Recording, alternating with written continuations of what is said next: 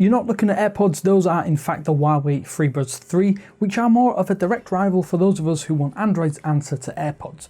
But how do they compare? Well, let's find out.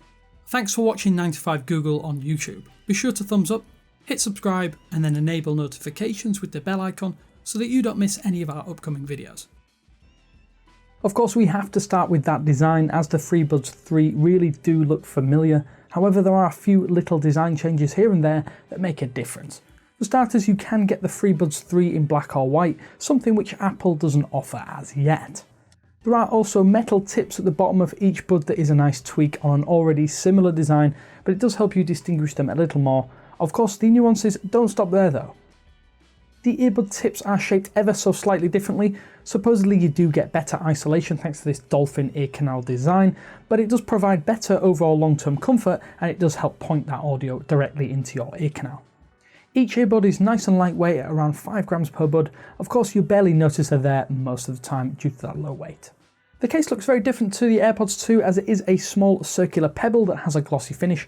My biggest worry is that how that will survive over time, as it may be prone to scratches and dings, but for now it's not too much of a problem, although I have been placing it in a soft inner pocket to make sure I don't get any scuffs.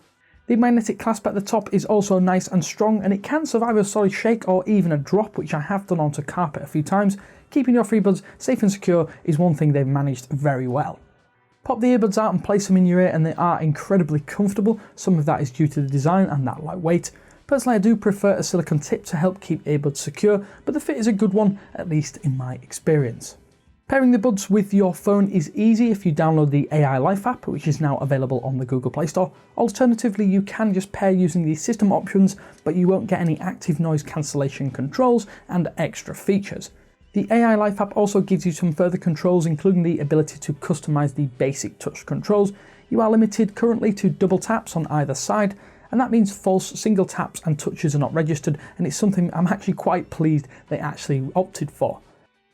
As for the sound quality, the FreeBuds 3 are solid if unspectacular. I'd call it an even sound profile, just don't expect the most substantial bass, and the soundstage is reasonably wide and open, but I did find that once you enable noise cancellation, it does feel a little less spacious. As for the active noise cancellation, it is a bit hit and miss. Part of that is simply due to the fact you can't get a proper seal with the earbuds, but you can notice a minor difference when it's enabled. The AI Life app also allows you to tweak the settings and decrease background noise by 15 decibels, but I found this a little bit finicky and something that I can't quite grasp all the time. Phone call quality is also great and a core strength of the FreeBuds, there's no doubt about it. The stem design picks up your voice and the quality of calls is crystal clear and as good as I've experienced on earbuds of this type. There's also no noticeable latency at all in video either, so no worries if you're watching a ton of videos on your smartphone. Battery life is always the downfall of many a pair of Bluetooth buds. Luckily though, the FreeBuds 3 are pretty solid even with ANC activated. I see an average around about 3.5 hours on a single charge, while the charge case adds a further 4.5 to 5 charges. The fact that the case comes with a wireless charging as standard and can be fast charged via USB-C is also a massive bonus.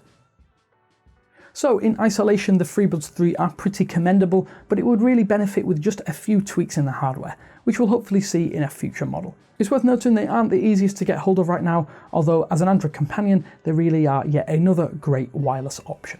If you have any questions or some thoughts on the FreeBuds 3, slap them down in the comment section below. Until next time, this is Dave with 9to5Google, and I will speak to you later.